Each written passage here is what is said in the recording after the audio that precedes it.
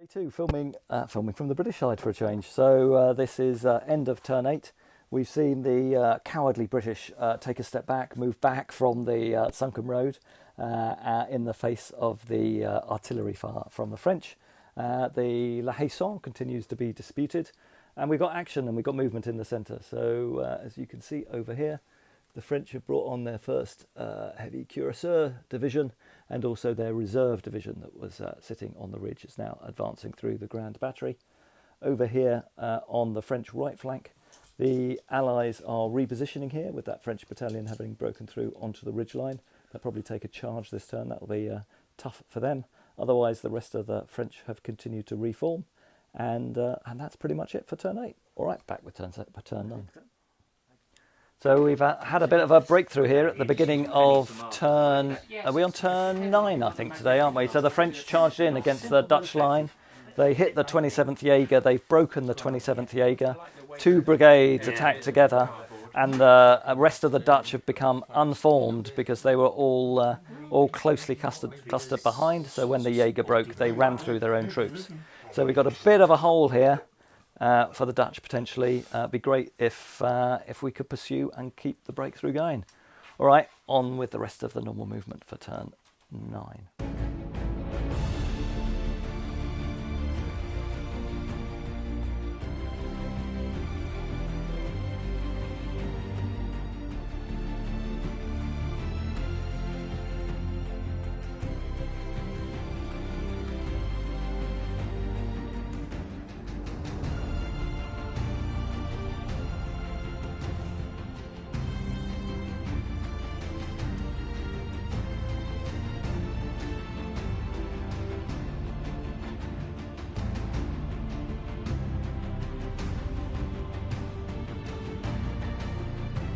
A lot, so pretty impactful turn. I think that was turn 8 or 9.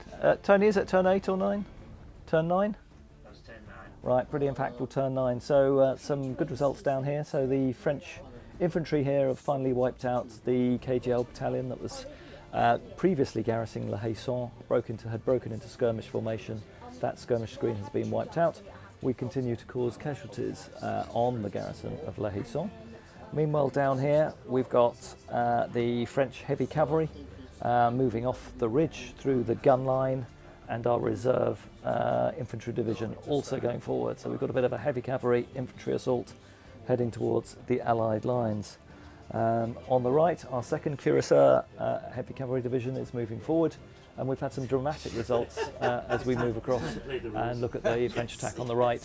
So the combination of assaults by the 4th and 3rd divisions have broken the Dutch Belgians and the Nassau on this ridge, or at least caused them to voluntarily retire because so many of them had gone unformed. So French looking poised for some dramatic breakthroughs on the right. So all looking good, but there's still a hell of a lot of Allied reserves to come onto the table. We'll see where they go. Here go the French commanders. It's all looking pretty good for them. The Allies, heads down. They're deep in thought. They're clearly worried.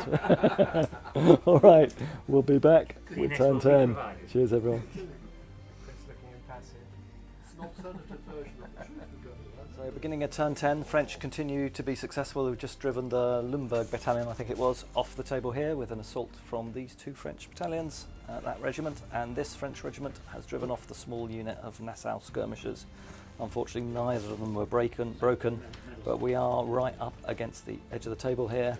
But the British may be deploying some reserves on. They've got a little bit of space, or they may come on our flanks, we'll see.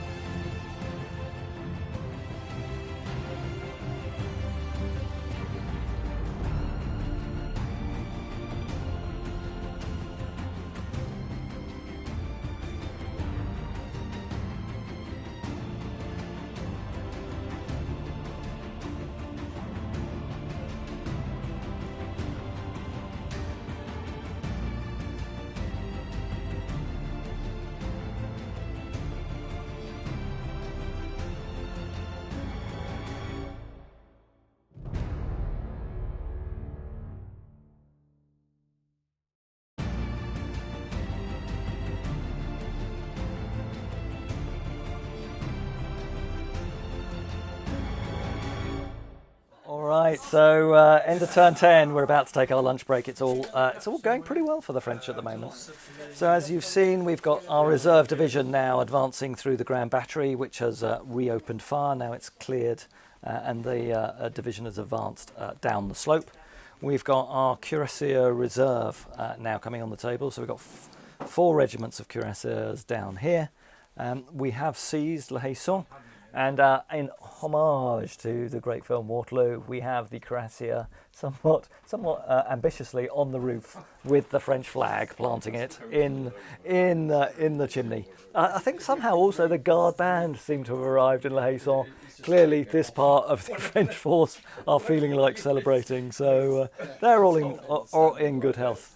Over here, as we come across to the centre, we've got the 2nd Cuirassier Division supporting the right flank of the new assault going in against the Allied lines.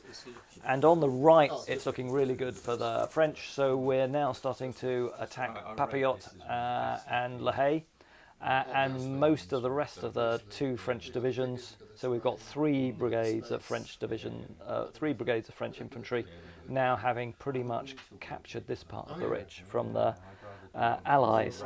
We have concentrated on the Dutch Belgians and the Hanoverians. That's proved effective. So the Allies are now counter-attacking. So the first of their heavy cavalry has arrived on table. This is the Heavy Dragoons Regiment. So Scots Greys and others starting to pour through the hedge lines to counter-attack this latest French assault. We'll see whether any of the Allied infantry go with them. All right, that's it. Time for lunch. And then the big culmination hopefully will happen this afternoon.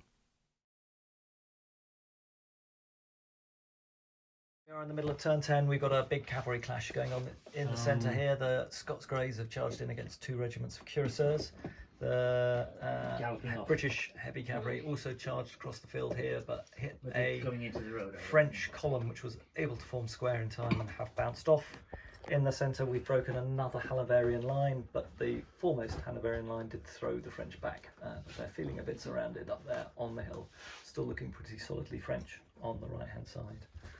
Now on to normal. Turn 10 for the French, looking pretty good. So the French heavy cavalry on the left are now providing plenty of support to Le Haisson, and the British are still pinned on their baseline. Was pretty dramatic in the centre. The British heavy cavalry emerged. They hit one of the French columns in the flank, but it managed to form square.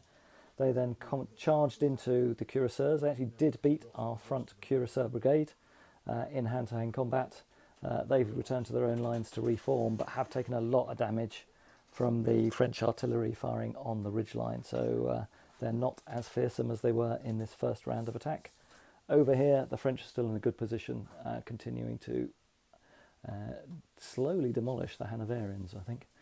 So we'll see how they continue to succeed. We've also got our French light cavalry division, which is currently off table, now on the flank just where Charlie's head is. So they're also starting to threaten to roll up the Allied line. It's looking really quite tough for the Allies now. That's the end of turn 10. At the start of turn 11, we've had a dramatic falter test for the Allies.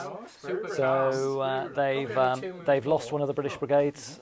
This was a result of Grand Battery fire, causing a double 6 and triggering a falter test.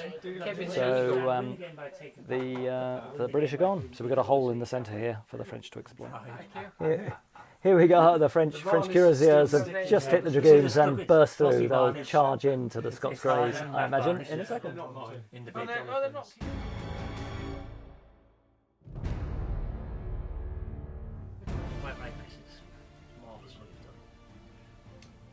We're just accessories. Take the back. Oh yeah, take this off. Right. All right. Paul and Kevin, have you got anything better to do at the moment? We've now done movement, so we're on to shooting in turn 11, I think.